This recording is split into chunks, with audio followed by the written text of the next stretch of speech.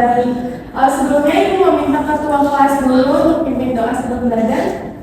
Oke, sebelum kita mulai pelajaran, apalagi kita berdoa mulai. Berdoa selesai. Ya, terima kasih. Nah, anak-anak gimana tadi perjalanan menuju sekolah? Aman? Aman, Ibu. Ada kendala nggak? Sudah. Sudah bantu orang tua di rumah? Sudah. Oke, coba sekarang disiapkan dulu alat tulisnya, diperiksa. Bawa tempat duduknya apakah ada sampah? Bersih ya. Oke, kalau gitu Ibu absen terlebih dahulu. Yang disebutkan namanya silakan jawab dengan perasaan anak-anak hari ini. Chen? Senang, Ibu. Fala? Gembira. Oke, nah alhamdulillah hari ini lengkap ya hadir semua anak-anak. Baik, siapa yang masih ingat di pembelajaran sebelumnya kita sudah bahas apa sih? Siapa yang masih ingat?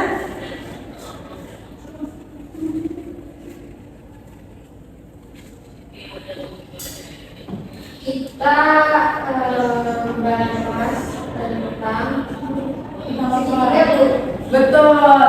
Di pertemuan sebelumnya kita sudah belajar tentang jenis-jenis segitiga ya anak-anak.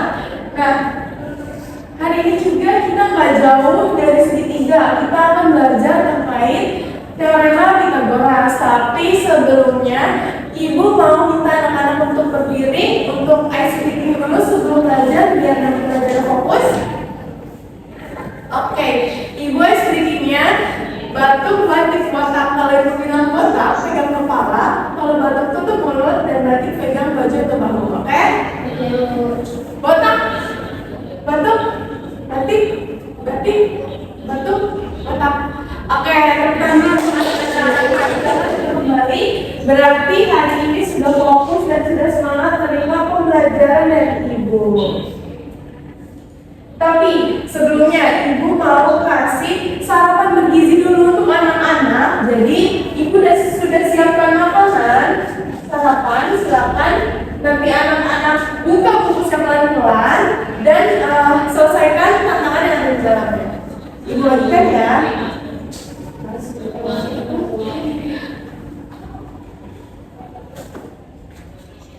Sudah? Oke, boleh Ibu ambil lagi? Boleh. Terima kasih ya. Nah, anak-anak, coba sebelum kita masuk ke materi tentang teorema Pythagoras, Ibu mau tahu dulu nih, di sini Ibu punya gambar segitiga siku-siku. Nah, kira-kira anak-anak masih ingat gak sih? Yang pertama itu apa ciri utama dari segitiga siku-siku? Yang kedua, sisi mana yang disebut sisi miring atau hipotenusa dari segitiga ini? Dan yang ketiga, kira-kira apakah ada hubungan antara panjang tiga sisi segitiga tersebut? Ibu. Boleh, Chen? Jadi sisi miring atau hipotenusa itu sisi yang menghadap dengan sudut siku-siku yang merupakan sisi terpanjang pada segitiga siku-siku. Ya, betul sekali, Chen. Bukan dulu, Chen. Kita next ke tujuan pembelajaran. Jadi setelah mempelajari tentang teorema Pythagoras ini, anak-anak diharapkan mampu yang pertama menganalisis hubungan sisi-sisi segitiga siku-siku untuk pembuktian teorema Pythagoras. Yang kedua, menganalisis masalah kontekstual dan menentukan strategi penyelesaian yang tepat. Yang ketiga, mengevaluasi ketepatan langkah penyelesaian berdasarkan konsep teorema Pythagoras. Dan yang terakhir, yang keempat, merancang dan menyajikan penyelesaian masalah teorema Pythagoras secara logis dan runtuh. Nah, anak-anak, kita masuk ke sejarah teorema Pythagoras dulu. Pythagoras ini berasal dari nama seorang filsuf Yunani pada tahun 570 sampai 495 sebelum Masehi. Nah, Pythagoras juga dikenal sebagai pendiri aliran Pythagorean. Ia berpengaruh dalam matematika melalui materi yang akan kita pelajari hari ini, yaitu teorema Pythagoras. Nah, kata beliau itu, dalam segitiga siku-siku, kuadrat hipotenusa sama dengan jumlah kuadrat kedua sisi lainnya. Tapi anak-anak, perlu diketahui bahwa Pythagoras juga dari matematika, tetapi juga astronomi, musik, dan filosofi. Next, kita masuk ke ciri-ciri segitiga. Di sini Ibu cuma ngambil 3. Yang pertama ada segitiga siku-siku, yang dimana segitiganya ini memiliki salah satu sudut sebesar 90 derajat atau sudut siku-siku. Yang kedua ada segitiga tumpul, segitiga yang memiliki sudut lebih dari 90 derajat. Nah, dalam segitiga juga hanya terdapat satu sudut tumpul, sehingga 2 sudut lainnya ini adalah sudut lancip. Dan yang terakhir ada segitiga lancip. Segitiga yang memiliki ukuran sudutnya kurang dari 90 derajat. And next, kita next ke definisi teorema Pythagoras. Teorema Pythagoras adalah sebuah aturan dalam matematika yang berlaku khusus untuk segitiga siku-siku. Nah, segitiga siku-siku itu segitiga yang memiliki sudut sebesar 90 derajat atau yang disebut sudut siku-siku. Teorema Pythagoras juga punya rumus yang mana, yaitu C kuadrat sama dengan A kuadrat ditambah B kuadrat. Nah, yang dimana kalau kita mengkuadratkan panjang sisi miring, katanya hasilnya akan sama dengan jumlah dari kuadrat kedua sisi siku-siku lainnya. Nah, biar anak-anak tergambar nih gimana sih teorema Pythagoras itu. Di sini punya contoh soal. Kita punya segitiga siku-siku dengan panjang sisi siku-sikunya 3 dan 4. Maka panjang sisi miring atau C-nya dapat kita cari dengan rumus Pythagoras. Sini kita tulis dulu rumusnya tadi apa? C kuadrat sama dengan A kuadrat Ditambah B kuadrat. Oke. Karena C-nya belum kita ketahui dan yang diketahui apa tadi? A dan B. Maka sama dengan 3 Kuadrat ditambah 4 kuadrat. 3 kuadrat berapa? 9. 4 kuadrat 16. 9 ditambah 16 25. Nah, anak-anak, karena kita mencarinya itu nilai C bukan C kuadrat, jadi kuadratnya ini kita pindah luaskan ke kanan menjadi akar dari 25. Akar dari 25 berapa? 5, betul ya, Cen? Jadi panjang sisi miring segitiga tersebut adalah 5 cm. Di sini bisa kita lihat juga menggunakan GeoGebra.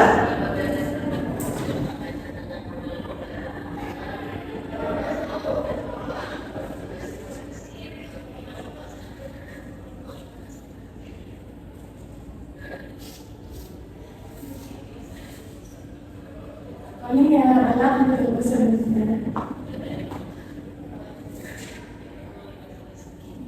Nah, ini adalah pembuktian teorema karya dari Ibu Etika Prasetyani. Jadi, anak-anak boleh nih membuktikan kira-kira benar nggak ya yang tadi kalau A-nya 3, B-nya 4, C-nya itu akan 5, boleh dicek menggunakan GeoGebra. Kita next dulu ya anak-anak.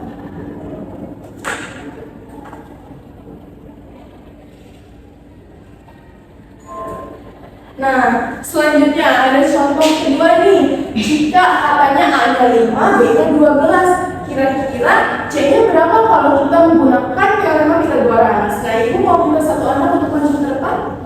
Saya bawa aplikasi yang share.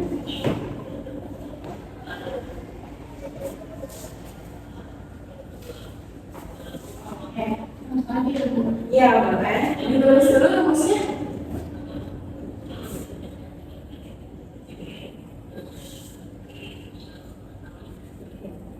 Ada berapa? Ya. 13.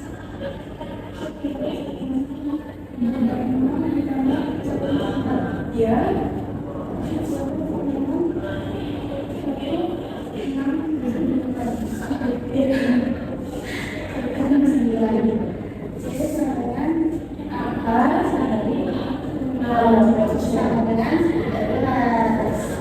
Terima kasih, saya sudah Ya, coba kita cek dulu nih jawabannya, katanya nilai C-nya itu 13. Wah, ternyata benar ya. Kalau A-nya 5, B-nya 12, berarti sisi miring atau C-nya adalah 13. Kita tepuk tangan lagi untuk cek. Udah hebat ya, udah paham nih kayaknya anak-anak ibu. Tapi sebelumnya ada yang ingin bertanya dulu ya, anak? Saya Bu. Oh, boleh, silakan Pak. Mengapa teorema Pythagoras hanya berlaku untuk segitiga siku-siku? Apakah teorema ini bisa digunakan pada segitiga lain? Wah, pertanyaan yang bagus. Terima kasih ya, Pak. Jadi, teorema Pythagoras ini karena dia terbentuknya dari hubungan yang terbentuk dari sudut siku-siku, maka hanya dapat digunakan untuk segitiga siku-siku. Tapi, kalau misalnya kita mau pakai segitiga lain, nanti anak-anak bisa menggunakan namanya aturan kosinus yang akan dipelajari di jenjang berikutnya. Seperti itu. Apakah dipahami? Pahami Bu, terima kasih. Oke, terima kasih kembali. Anak-anak selanjutnya sudah duduk berkelompok. Sudah. Ibu akan memberikan LKPD, silakan dikerjakan secara berkelompok. Didiskusikan permasalahan yang ada di dalamnya. Ibu berikan waktu 30 menit. Kalau ada yang dibingungkan, silakan tanya ke ibu ya. Gimana? Iya, betul sekali. Dibuka, boleh cek? Ya, nanti silakan dulu. Gimana anak-anak, sudah selesai? Sudah. Kalau gitu, ibu mau minta satu orang untuk mempresentasikan hasil diskusi bersama kelompoknya. Anda kayak mau maju? Baik Bu. Boleh, silakan cek. Saya perwakilan dari kelompok 2 presentasikan bahwa hasil dari C segitiganya itu adalah 15 cm. Oke, dari kelompok lain ada yang beda pendapatnya dengan kelompok Chen?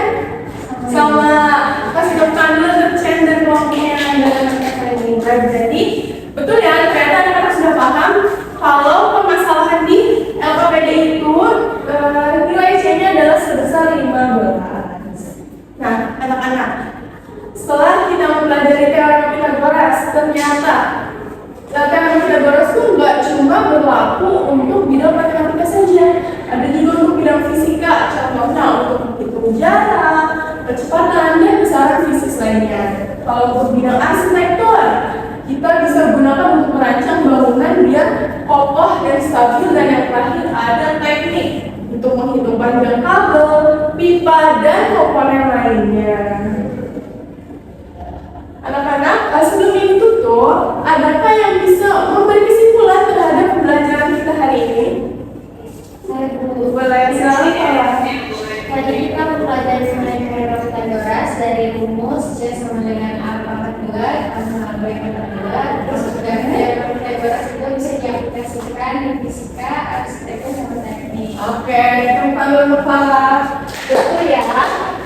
Kita sudah belajar tentang teorema Pythagoras. Ini adalah aturan matematika untuk menghitung panjang sisi segitiga siku-siku menggunakan rumus C kuadrat sama dengan A kuadrat tambah B kuadrat. Nah, yang dimana C itu sering kita sebut sisi miring atau hipotenusa, yang dimana A dan B adalah dua sisi yang membentuk sudut 90 derajat. Jadi rumus ini juga bisa digunakan untuk mencari sisi yang lebih diketahui dan banyak diterapkan dalam kehidupan sehari-hari seperti arsitektur, fisika, dan teknik. Nah, anak-anak, sebelum ibu tutup, ibu ada surat untuk anak-anak. Silakan nanti dikerjakan, dibuka suratnya dan dikerjakan. Kalau sudah dikumpulkan, dilipat dan dikumpulkan, nanti akan ibu sediakan kotak posnya. Jadi ibu mau minta anak-anak untuk titipin ilmunya ke ibu nih. Silakan dikerjakan. Sudah? Silakan dimasukkan.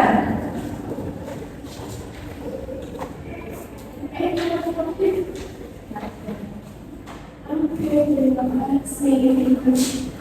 Satu lagi anak-anak, ibu akan membagikan stick note. Misalkan anak-anak tuliskan pesan setelah pembelajaran teorema Pythagoras hari ini bersama ibu. Kalau sudah ditempel di papan tulis ya.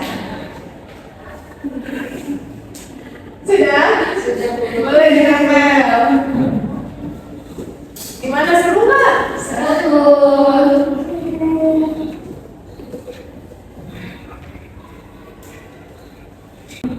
Oke, anak-anak mungkin sekian pembelajaran dari Ibu. Terima kasih untuk anak-anak yang sudah semangat, fokus, dan aktif pada pembelajaran hari ini.